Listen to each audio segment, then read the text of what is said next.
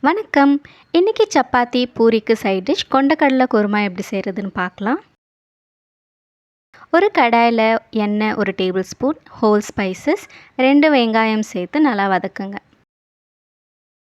1 teaspoon இஞ்சி பூண்டு paste சேர்த்து பச்சை வாசனை போனதுக்கப்புறம் 4 பச்சை மிளகாய், 1 கொத்து கருவேப்பிலை சேர்த்து வதக்கிக்கலாம். இப்போ ஒரு தக்காளி சேர்த்து நல்லா வெந்ததுக்கப்புறம் 1/2 கப் அளவு புதினா, உப்பு சேர்த்து வேக வச்ச கொண்டக்கடலை ஆட் பண்ணிக்கலாம்.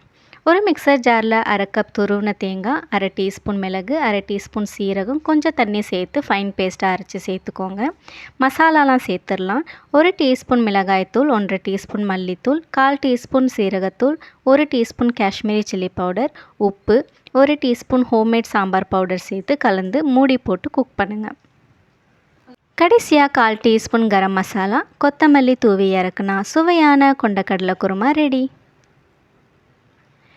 ஈஸி அண்ட் குவிக்காக செஞ்சிடலாம். ட்ரை பண்ணி பார்த்துட்டு எப்படி இருந்துச்சுன்னு சொல்லுங்கள். இந்த ரெசிபி பிடிச்சிருந்தா லைக் பண்ணுங்கள். இதே மாதிரி நிறைய வீடியோஸ்க்கு ஹோம் டேஸ்ட் சேனலை சப்ஸ்கிரைப் பண்ணுங்கள்.